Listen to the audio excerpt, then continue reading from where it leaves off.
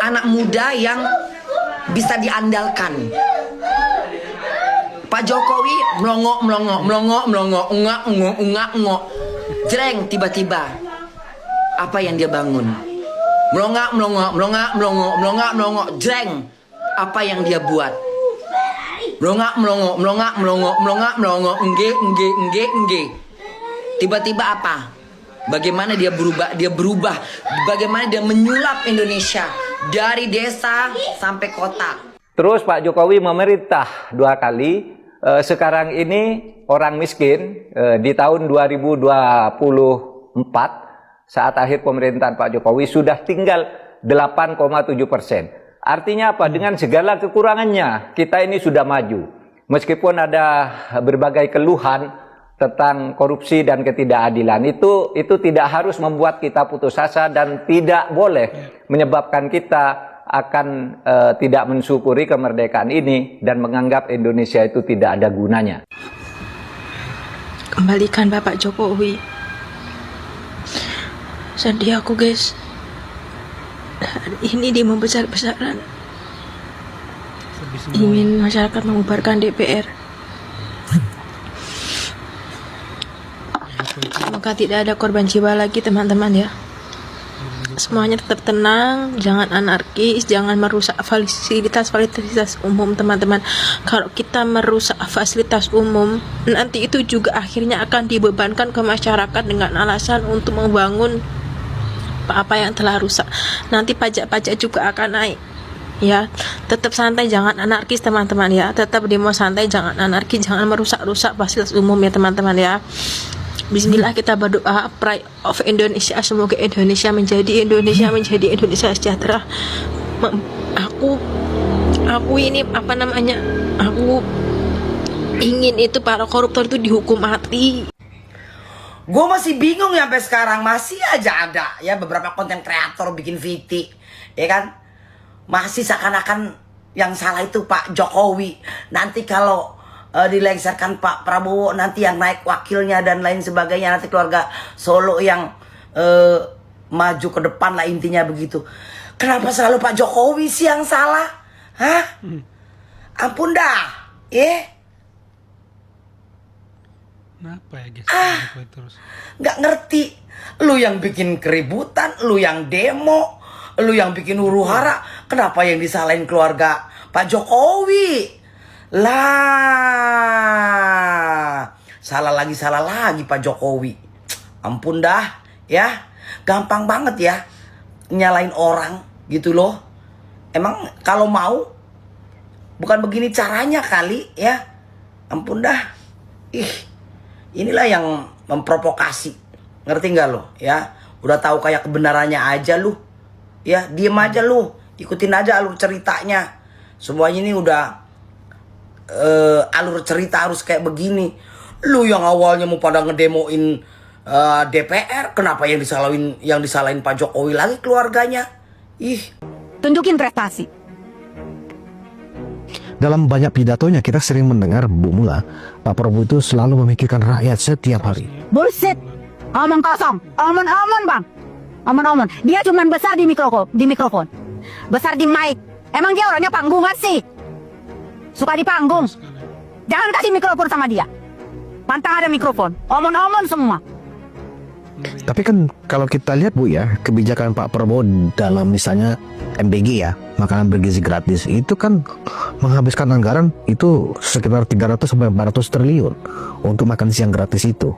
Artinya kan terlihat dari sana memang ada kepedulian Pak Prabowo, ya kan? Begitu juga sekolah gratis gitu kan. Nah, dari sisi mana Ibu Mula melihat bahwa itu omong-omong, toh makanan bergizi gratis tetap jalan walaupun banyak yang sakit-sakit dan mencret ya toh. Kemudian juga banyak juga kita melihat ada lagi program terbaru itu Koperasi Desa Merah Putih, ya kan, yang katanya ingin menumbuhkan ekonomi dari desa. Nah, dari sisi mana Ibu Mula melihat bahwa yang dikerjakan Pak Prabowo selama ini justru omong-omong? Oke, kalau terkait MBG, terkait sekolah rakyat dan terkait Merah Putih ini masih wacana bang. Masih wacana bang. Sumatera Utara paling ada masih beberapa. Itu pun dari kebijakan gubernurnya dan pejabat setempat, misalnya bupati. Belum dari pusat itu bang. Merah Putih juga masih belum berjalan bang. Jadi kita belum tahu, ini masih ongoing, masih wacana bang. Belum tahu. Tapi yang udah kita rasakan sekarang kan justru kekecewaan yang ada.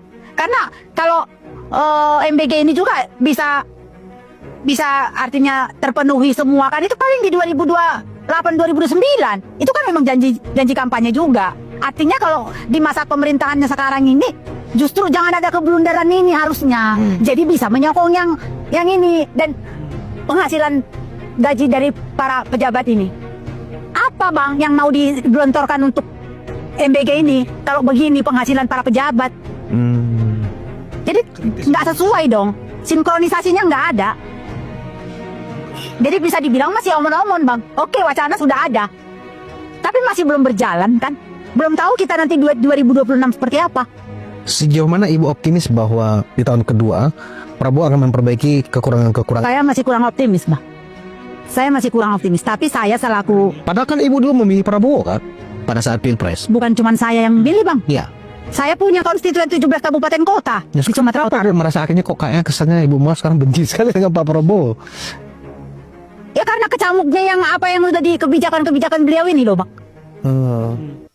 Nggak, saya ngelihat nggak ada sedikit pun yang pro rakyat. Justru melukai yang banyak. Terutama Sampai masalah pengampunan korup. termasuk semuanya lah, termasuk menteri-menterinya yang bicara kok suka blunder. Yang Nusron yang mengatakan ini tanah mbahmu. Emang si Nusron juga punya tanah mbahnya. Mbahnya dulu bikin tanah. Prabowo juga mbahnya dulu bikin tanah kan enggak? Ya, itu teman-teman kritik yang sangat tajam dari Ibu Mula untuk Pak Prabowo Subianto. Ya teman-teman, bagus ya menurut saya kritiknya, walaupun keras tapi substantif dan sangat kritis. Itu bagus menurut saya, masukan yang sangat baik untuk pemerintahan Pak Prabowo Subianto ya teman-teman. Kalau memang dipikir-pikir MBG ini tentu ada yang nolak, ada yang lebih bilang pendidikan gratis daripada makan gratis ya teman-teman. Tapi intinya masa depan Indonesia itu adalah anak-anak yang saat ini masih anak-anak. Masa depan Indonesia itu ditopang oleh mereka. Jadi sebenarnya MBG ini ada bagus kalau saya bilang, karena menyokong generasi ya, bukan menyokong orang per orang lagi, tapi menyokong generasi, bangsa, dan masa depan Indonesia ini sendiri sebagai negara kan. Karena salah satu syarat ada negara itu ada rakyat ya. Kualitas rakyat bagaimana, itulah menjadi kualitas negara teman-teman. Nah tapi bagus ya Bu Mula mengatakan sinkronisasinya di mana kalau gaji pejabat sebesar sekarang. Ya ini menjadi problem lagi di sini, bagaimana gajinya sebesar itu, bagaimana akan menyokong MBG sementara belum merata dapatnya. Nah ini kan pertanyaan menarik untuk dijawab oleh pemerintahan Pak Prabowo. Makanya kalau memang mau jor-joran, efisiensi itu jangan hanya di berbagai sektor, tetapi untuk pejabat sendiri boros. Ini malah malah efisiensi itu untuk menaikkan seolah-olah, padahal nggak gitu, tapi menjadi seolah-olah efisiensi yang ada hanya dinikmati pejabat karena penghasilannya naik gitu teman-teman. Nah sementara rakyat sampai di slip gajinya aja ada potongan pajak gitu teman-teman. Dan kemarin informasinya, beritanya pajaknya DPR di penghasilannya pun ditanggung negara. Nah ini problem lagi di sini teman-teman, sinkron semuanya ya teman-teman. Jadi itu ya teman-teman beberapa komentar netizen tentang Pak Jokowi, dan kita baca di sini kepemimpinan Prabowo makin bertolak belakang dengan Jokowi. Kalau Pak Jokowi itu dia memang tidak banyak omong, tidak mau meresponi kritik-kritik. Ya kalau Pak Prabowo dia, saya lihat memang asal ada kritik dia tanggapi. Nah ini kalau bahasanya Pak Jokowi itu tidak produktif kata Pak Jokowi. Saya mending kerja aja gitu ya teman-teman. Kalau menurut teman-teman bagaimana? Tambahkan di kolom komentar. Itu saja video kali ini. Terima kasih yang sudah menyimak sampai selesai. Sampai jumpa di video saya selanjutnya.